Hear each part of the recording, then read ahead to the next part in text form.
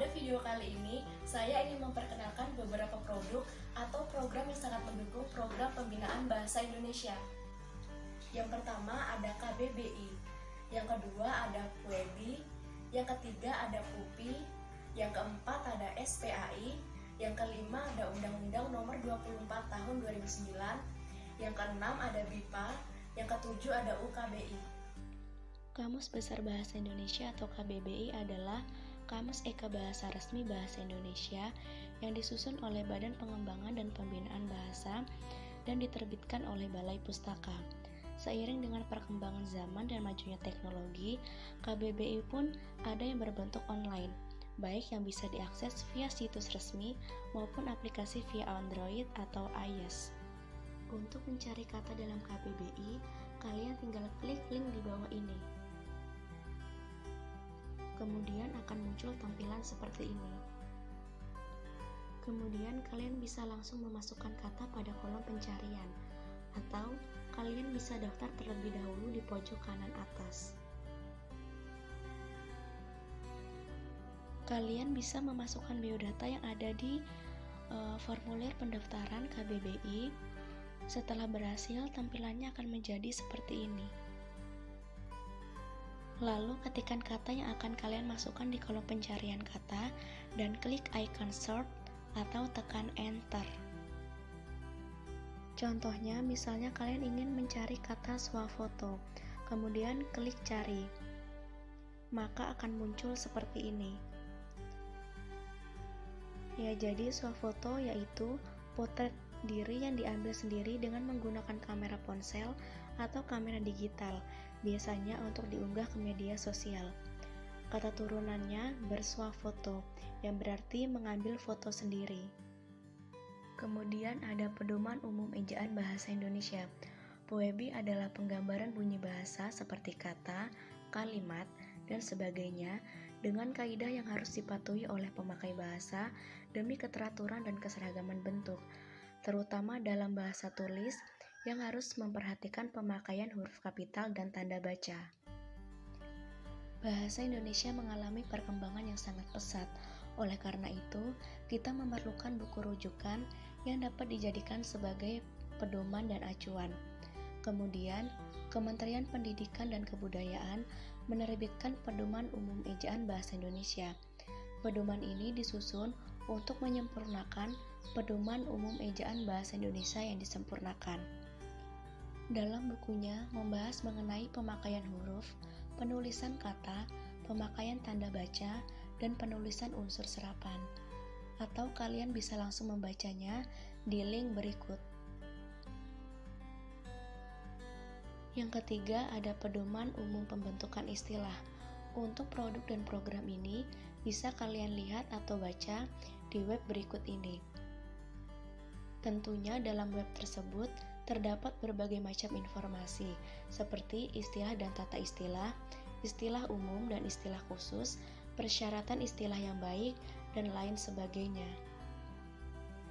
Kemudian yang keempat ada Senarai Padanan Asing Indonesia atau yang sering disebut dengan SPAI.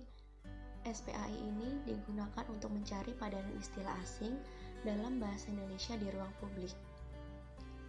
Kalian bisa melihat pada link berikut.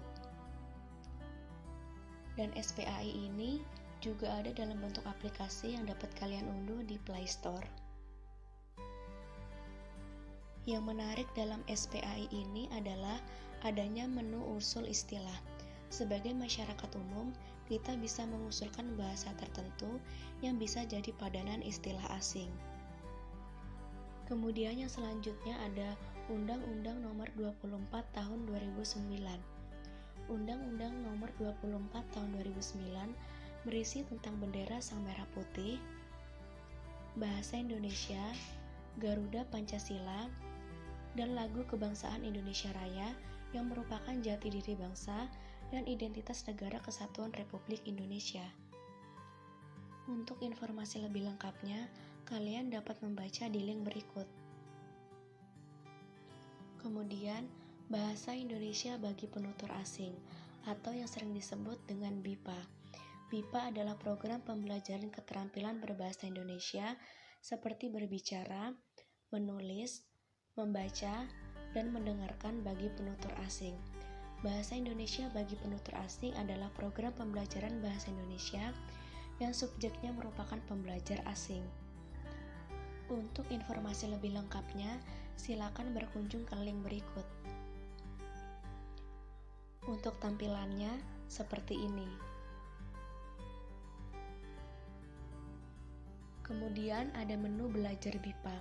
Menu ini berisi bahan-bahan acuan pembelajaran BIPA, baik yang disediakan oleh Badan Bahasa maupun pengguna terdaftar. Bahan yang disediakan dapat berupa bahan ajar, pengayaan, dan penunjang, baik dalam bentuk buku elektronik, audio, atau video maupun aplikasi. Yang kemudian ada Bakti BIPA. Modul aplikasi Bakti BIPA atau serba-serbi kiprah dan karya pemerhati BIPA berisi data dan informasi kiprah dan karya pemerhati BIPA. Yang kemudian ada Tebar BIPA atau tempat belajar BIPA, yang merupakan wadah pengelolaan pembelajaran jarak jauh BIPA secara daring.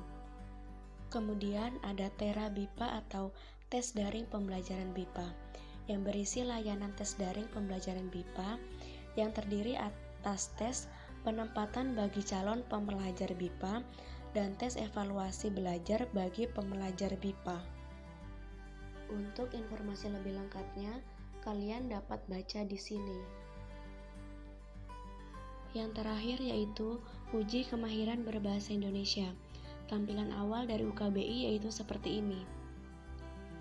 UKBI adalah sarana uji untuk mengukur kemahiran seseorang dalam berbahasa Indonesia lisan atau tulis. UKBI terdiri atas 5 seksi, yaitu seksi 1 mendengarkan, seksi 2 merespon kaidah, seksi 3 membaca dalam bentuk soal pilihan ganda, serta seksi keempat menulis dalam bentuk presentasi tulis, dan seksi 5 berbicara dalam bentuk presentasi lisan. Di dalam UKBI ini, kalian dapat memperoleh informasi berupa UKBI adaptif, panduan UKBI, dan dapat melakukan simulasi UKBI.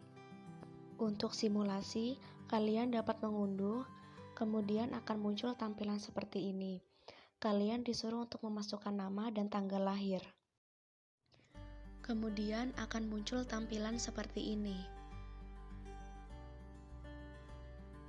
Bagi kalian yang sudah mengerjakan simulasi UKBI, akan muncul tampilan seperti ini. Itu artinya simulasi telah berakhir. Alur pendaftaran UKBI meliputi pendaftaran, verifikasi, penjadwalan, konfirmasi, pelaksanaan, dan sertifikat. Untuk informasi lebih lengkapnya, silakan berkunjung ke link berikut.